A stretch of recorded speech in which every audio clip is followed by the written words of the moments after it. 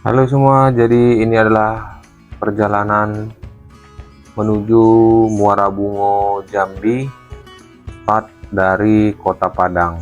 Setelah tempo hari berjalan-jalan sekaligus menunggu pembukaan registrasi ke Gunung Kerinci, yang ternyata di mana adanya aturan baru bahwa pendakian Gunung Kerinci wajib pemandu ya, wajib pemandu. Jadi bisa dibilang menambah kos biaya.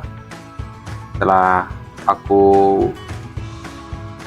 menghitung-hitung ulang perjalanan ini, jadi aku memutuskan untuk tidak jadi mendaki Gunung Kerinci dan melanjutkan perjalanan touring. Nah, di sini aku solo touring menuju Muara Bungo Jambi. Kenapa di Muara Bungo Jambi sendiri harus berhenti? Karena kalau dari Padang menuju kota Jambi itu perjalanannya sangat panjang. Nah, aku sangat menghindari solo touring itu malam hari ya. Jadi sebisa mungkin sampai sore ataupun selambat-lambatnya itu kalaupun malam jam 7 atau jam 8 malam sudah wajib sampai di kota. Nah, dari Padang sendiri aku lewat dari Solok Selatan ya. Nah, sebenarnya di sini ada miskomunikasi kenapa aku bisa ambil Solok Selatan. Jadi aku kira itu bakal melewati Gunung Kerinci. Aku mau kayak ya lihat Gunung Kerinci dari jauh lah. Ternyata itu dia masuk ke Gunung Talang ya, kalau nggak salah Gunung Talang lah. Nah, tapi it's okay, perjalanan lewat Solok Selatan itu punya vibe sendiri dan seru sekali. Oke, langsung saja tonton video ini.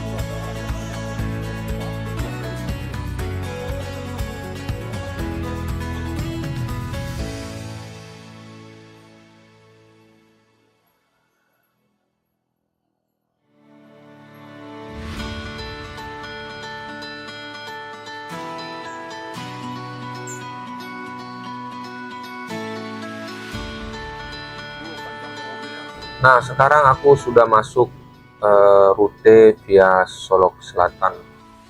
Jadi di rute via Solok Selatan ini, mobil-mobil besar atau truk-truk seperti yang kulewati dari Padang menuju Simpang Solok Selatan ini tidak kutemukan di rute ini. Mungkin ini bukan jalan lintas ya, jalan lintas utama. Jadi mobil-mobil besar atau truk-truk besar itu tidak kutemukan di lintasan ini.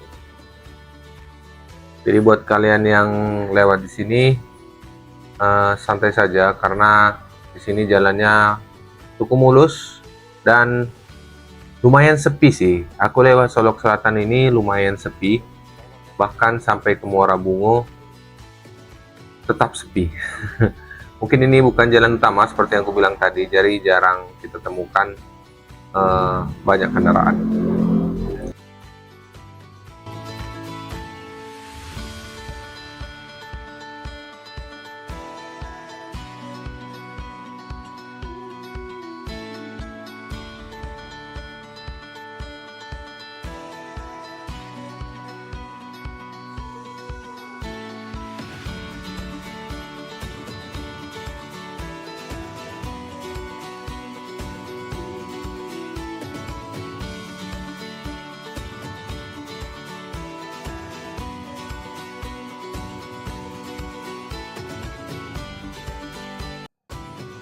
Sekarang kita memasuki area kebun teh Solok Selatan.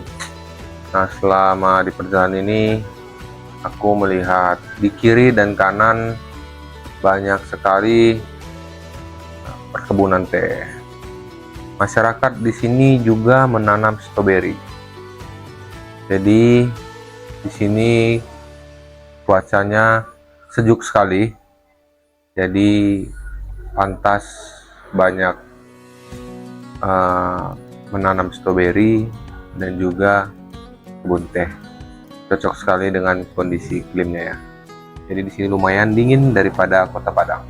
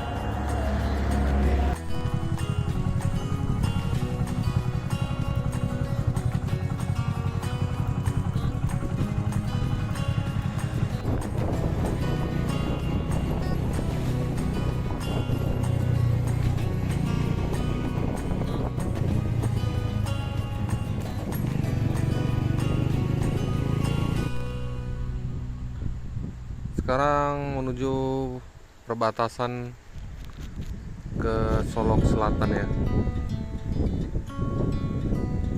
Jauh sekali ya.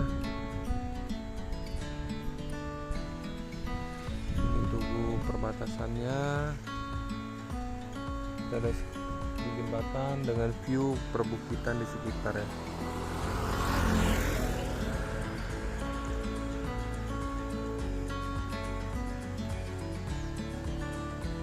Kita istirahat sejenak di jembatan ini.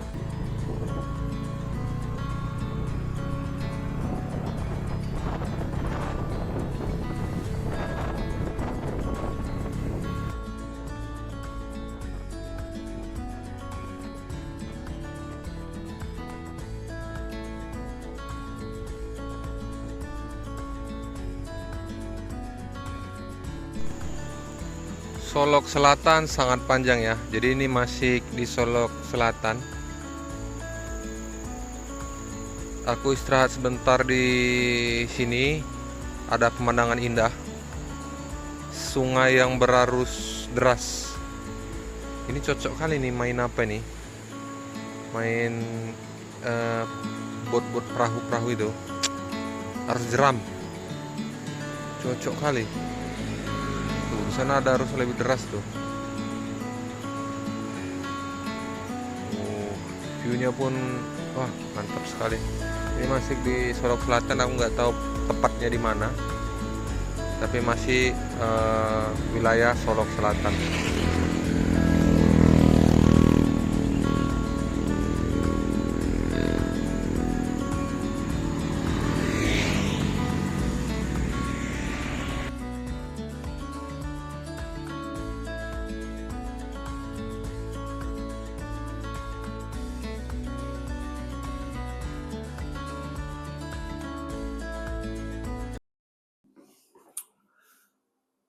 Sekarang udah jam